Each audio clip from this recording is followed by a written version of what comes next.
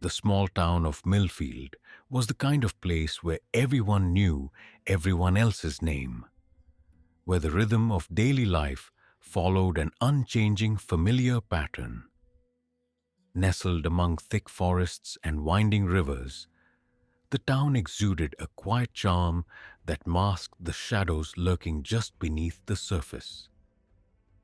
The streets were lined with old maple trees whose leaves turned fiery red in the fall, and the houses, weathered but well kept, spoke of families who had lived there for generations. For years, Millfield had been a safe haven, a place where children played in backyards until dusk.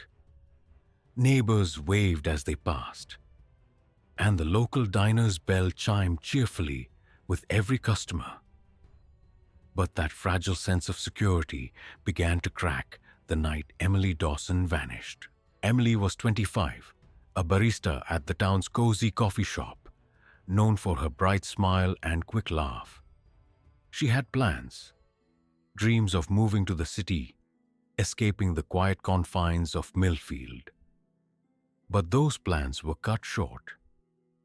On a chilly October evening, after finishing her shift, she never made it home. Her disappearance was the first ripple in a calm lake, but soon that ripple grew into a storm. The police launched a search, combing through the dense woods and abandoned buildings at the town's edge, but found nothing. The community was shaken, whispers of fear and suspicion spreading like wildfire. Questions hung heavy in the cold air. Who could do this? Why here, in Millfield?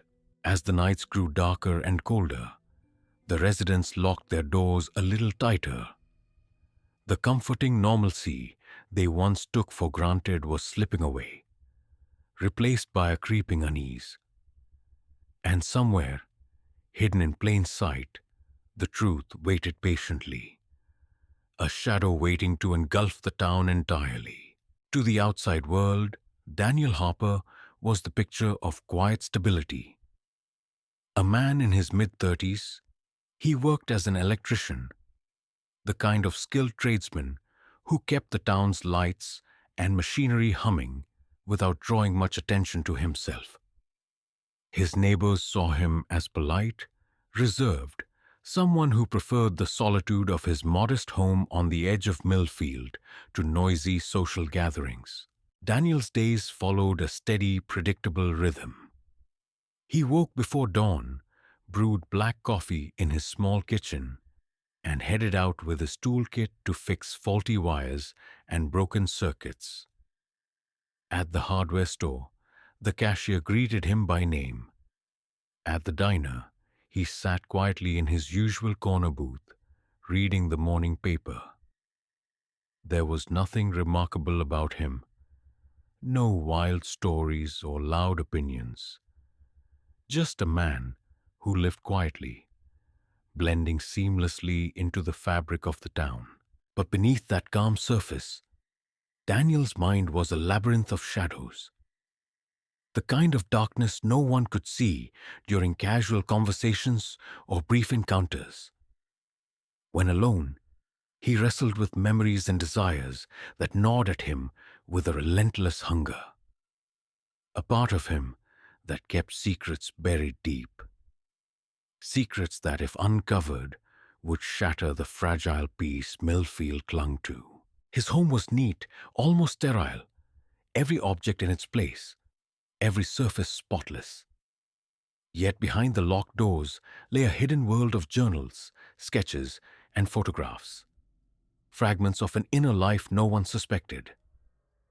Daniel was a man with two faces, the one the town knew, and the one only he could see in the mirror. As the investigation into Emily's disappearance dragged on, Daniel watched from the shadows, feeling a dark anticipation ripple through him. The quiet town was about to become a stage for something far more sinister than anyone could imagine. Daniel Harper's childhood was a labyrinth of silence and scars. The kind of upbringing that leaves invisible wounds lingering long after the bruises fade. Born into a fractured family in a forgotten corner of the state, his early years were marked by neglect and whispered threats rather than warmth or comfort. His father was a man haunted by his own demons, quick to anger, quick to punish, while his mother withdrew behind an invisible shield of fear and resignation. The house where Daniel grew up smelled of mildew and stale smoke, with peeling wallpaper that seemed to close in on him. Nights were the worst. The walls held echoes of shouting matches, slammed doors, and sometimes worse. He learned early to hide, to become small, silent, almost invisible. His few childhood friends drifted away, unable to understand the growing storm beneath his calm exterior. School was no refuge. Bullied for his quietness and odd habits, Daniel became an outsider, retreating further into his mind. It was during those lonely hours that he discovered the power of control. When the outside world felt chaotic and unpredictable, he found solace in rituals he kept secret, patterns that gave him a twisted sense of order. No one noticed the small cracks forming in Daniel's psyche. No one saw how the wounds of neglect and isolation deepened into something darker. A growing obsession with power and dominance, masked by the careful construction of his public persona. By the time he moved to Millfield, Daniel had learned to hide his past like a shadow trailing behind him, never letting it catch up. But shadows have a way of stretching, reaching into the present when least expected. And for Daniel, the past was about to collide with the present in a way that would unravel everything he had built. The night was cold and still when Daniel's carefully hidden world began to fracture. The first crime was not a sudden eruption, but a slow, deliberate act, born from years of pent-up darkness and twisted desire. Emily Dawson's disappearance was just the beginning. But Daniel's first real victim was someone no one expected. A woman who crossed paths with him on a late autumn evening, walking alone through the shadowed streets after her shift. Her footsteps echoed softly against the cracked pavement, unaware that eyes were watching from the darkness. Daniel had planned meticulously. He observed, waited for the perfect moment when the streets were empty, the silence thick enough to swallow any sound. His mind replayed the steps over and over, every detail, every possibility. When he moved, it was swift and precise, a cold efficiency that betrayed none of the chaos inside. The attack was brutal but controlled, a terrifying dance between predator and prey that left no witnesses. In the aftermath, Daniel retreated into the familiar refuge of his routine, the calm mask slipping back into place as if nothing had changed. The town was shaken again when the woman was reported missing. But no one saw the pattern yet. No one connected the dots lurking beneath the surface. The police searched, neighbors whispered, but the darkness remained hidden, waiting patiently for the next move. The disappearance of two women within a few weeks sent ripples of fear through Millfield's tight-knit community. The local police department, accustomed to dealing with petty thefts and occasional disturbances, found themselves suddenly thrust into the realm of something far more sinister. Detective Laura Bennett was assigned to lead the investigation. A seasoned officer with a sharp mind and an unwavering dedication to justice. From the moment she stepped into the dimly lit police station, Laura felt the weight of the case pressing down on her. She pored over reports, interviewed witnesses, and coordinated search parties that combed through forests and abandoned buildings on the town's outskirts.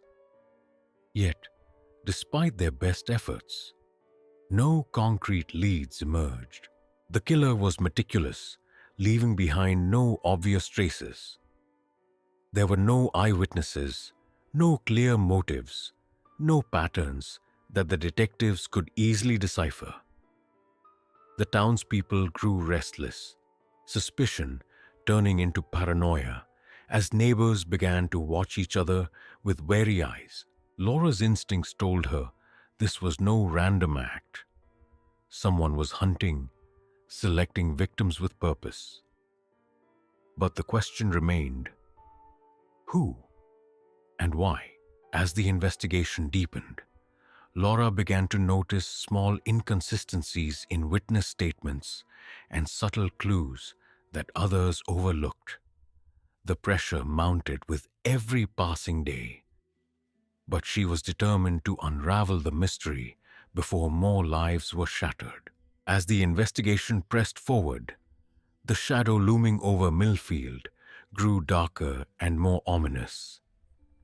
The killer, sensing the tightening grip of the law, began to toy with the authorities, leaving cryptic clues, sending anonymous notes, and carefully planting evidence meant to mislead. Detective Laura Bennett found herself locked in a psychological battle with a mind that seemed always one step ahead.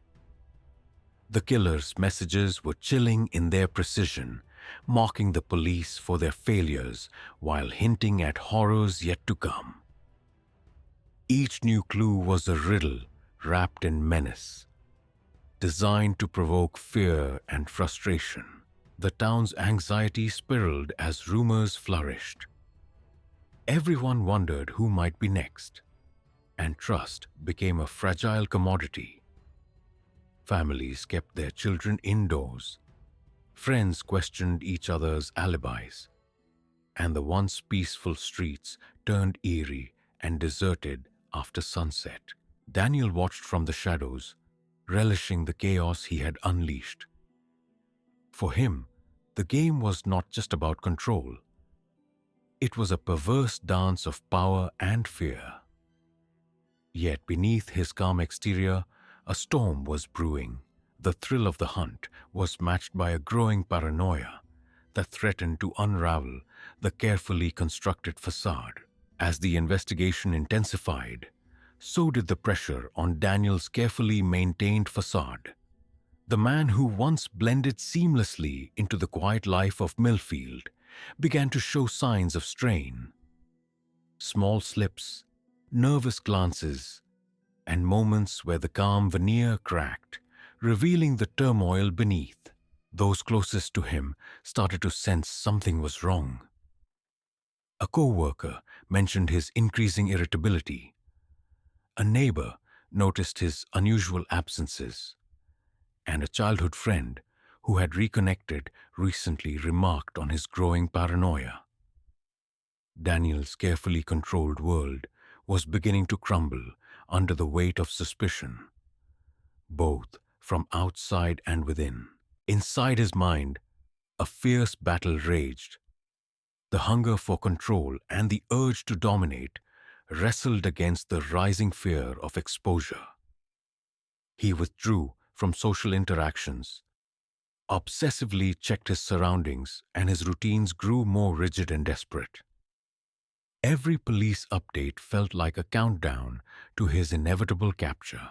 Yet, despite the mounting tension, Daniel remained dangerous. The darkness that fueled his actions had not diminished. It had only grown more volatile. The cracks in his mask were widening, and with each passing day, the risk of disaster loomed larger over Millfield.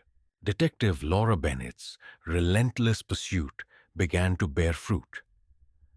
After weeks of sifting through countless leads, she discovered a seemingly insignificant detail overlooked by others: a forgotten security camera tucked away behind a shuttered storefront that captured a fleeting glimpse of a shadowy figure near the last known location of a victim. This breakthrough set off a chain reaction. Cross-referencing the footage with town records, witness accounts, and subtle behavioral patterns led Laura and her team to a name quietly whispered among a few observant officers: Daniel Harper. The evidence was circumstantial but compelling. Unexplained absences coinciding with disappearances, subtle inconsistencies in his alibis, and a growing pattern of unexplained items found near crime scenes. The investigation shifted focus, and the pressure closed in on Daniel like a tightening noose. Yet, Daniel was no fool. He sensed the narrowing trap and responded with calculated caution. Erasing digital footprints, shifting routines, and preparing for the inevitable confrontation. The tension between hunter and hunted surged toward a breaking point. Millfield held its breath, caught between hope for justice and fear of what the darkness might reveal. The night was thick with tension as the police closed in on Daniel Harper's home. Detective Laura Bennett led a small team, their flashlights cutting through the dense darkness surrounding the modest house. Every step echoed with the weight of anticipation, a confrontation long awaited, yet still shrouded in uncertainty. Inside, Daniel moved with cold precision. Years of practice had sharpened his instincts. He knew this moment was inevitable. His breathing was steady, but beneath the surface, a tempest raged. Fear, rage, and a twisted sense of desperation intertwined in a deadly dance. When the door finally burst open, chaos erupted. Daniel resisted fiercely. The calm man of Millfield replaced by something raw and violent. The officers struggled to subdue him, a fierce battle that tested their resolve and training. But beneath the physical struggle was a deeper war. The clash of two wills, one fighting to bring darkness to light, the other desperate to cling to shadows. In the end, it was resolve and justice that prevailed. Daniel Harper was taken into custody, his secrets laid bare for the town to see. The arrest of Daniel Harper sent shockwaves through Millfield. The man who had seemed so ordinary was now exposed as the darkness behind the town's nightmare. The community grappled with a mixture of relief, disbelief, and grief. Families mourned the lives shattered, and the quiet streets slowly began to reclaim their former calm. Though the scars remained visible beneath the surface, Detective Laura Bennett became a symbol of hope and determination. But even she understood the fragile nature of healing. Justice had been served, yet questions lingered. How had someone so hidden slipped through the cracks? Could such evil truly be understood, let alone prevented? For the victims' families, closure was bittersweet, a painful end to a harrowing chapter. For Daniel, the walls of his carefully constructed world had collapsed, leaving nothing but cold reality and the weight of his actions. Millfield would never be the same. The shadows that had once been whispered about now stood revealed. A chilling reminder that beneath the quietest surfaces, darkness can take root and grow.